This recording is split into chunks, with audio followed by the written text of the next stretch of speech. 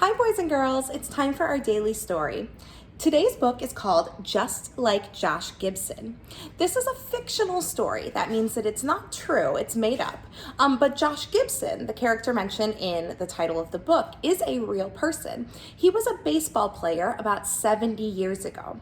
Now back then, baseball was divided into two leagues, and players with white skin played in one league, and players with brown or black skin were not allowed to play with them. They had to play in a separate league that wasn't treated as nicely. It was only a couple years later in 1947, just after Josh Gibson sadly passed away, that Jackie Robinson became the first baseball player with brown skin to play in the major leagues with players with white skin. So this book, it's a little sad, the story of Josh Gibson, because he was an amazing baseball player. He hit crazy home runs really, really far. But he never got to play in the big leagues, just because people judged him because of the color of his skin.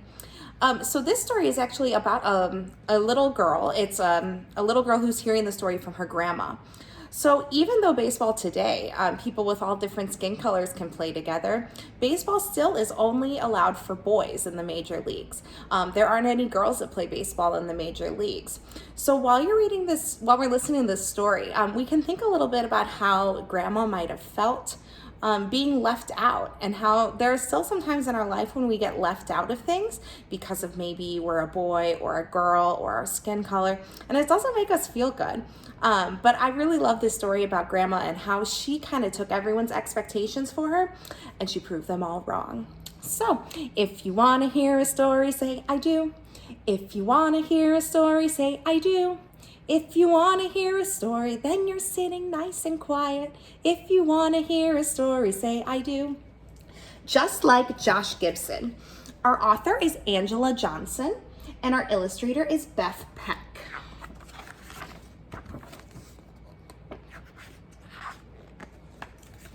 Grandmama says, "There's nothing like baseball."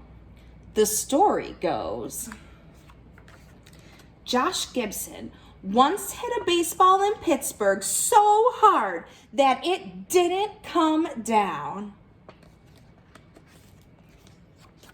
The next day, he was playing in Philadelphia and the ball dropped out of the sky right into a fielder's glove. The umpire pointed at Josh and said, "You're out yesterday in Pittsburgh." Do you think he really hit a ball that hard that it didn't land until the next day?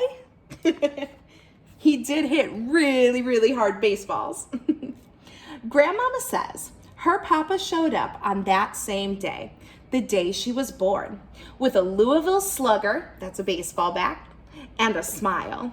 He said his new baby would make baseballs fly, just like Josh Gibson.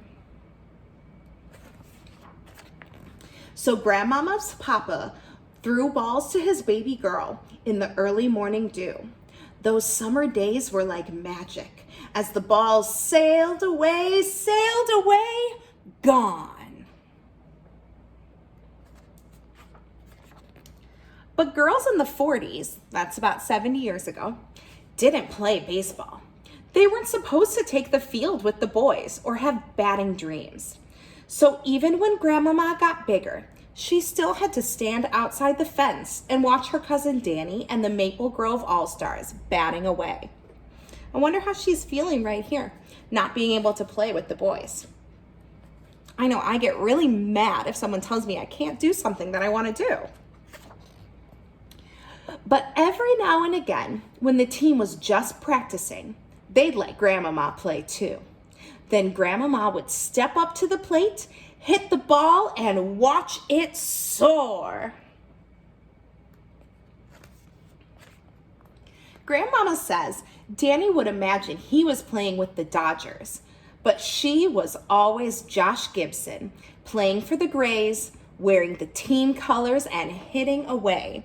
I know sometimes when I exercise or play sports, I like to pretend like I'm playing for a big team with a bunch of fans watching me, just like Grandmama. Grandmama says she would play all day, with everybody saying she could do it all, hit, throw, and fly around the bases. Too bad she's a girl. Too bad she's a girl. Why do you think they said that? Too bad she's a girl.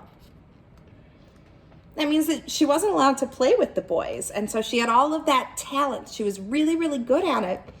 But it didn't really matter. It didn't really count.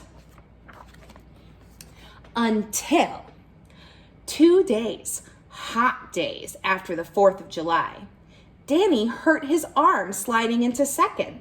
And there were only 8 All-Stars. You need 9 baseball players to play a game. And there were only 8. That means that they needed 1 more. Where do you think they're going to find 1 more player? Let's find out. That afternoon, the team looked to Grandmama in a pink dress with a white bow and Danny's baseball shoes. And Grandmama says, as she went to the plate, she remembered. I wonder what she's thinking while she's up to the plate in a real baseball game. I wonder if she was nervous, like JoJo in our book, JoJo's Flying Sidekick.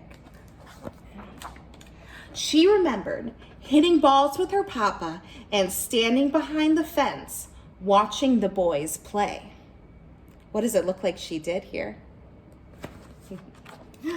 The story goes, Grandmama hit the ball a mile that day, caught anything that was thrown, and did everything else, just like Josh Gibson. So I see right here that they're lifting her up on their shoulders. Usually that means that the team won, and they lifted her up because she helped them win. She was maybe the most important player that day. As she hands the ball to me, she says, there is nothing like baseball, baby, and I couldn't help but love it, especially that one time I got to hear the cheers, hear all the cheers, while stealing home. The end. The end of this book has some of the information about Josh Gibson that I told you about at the beginning of the story. Boys and girls, I hope you like listening to this story about baseball. Usually baseball would be happening right now and be on our TVs, but because of coronavirus and everyone staying home to keep ourselves healthy, baseball players aren't playing baseball right now. Miss Walsh is really sad about that because I am a huge baseball fan. It's my favorite sport to watch. But hopefully, pretty soon we'll be able to play sports with our friends again. Thanks for listening. I'll see you later.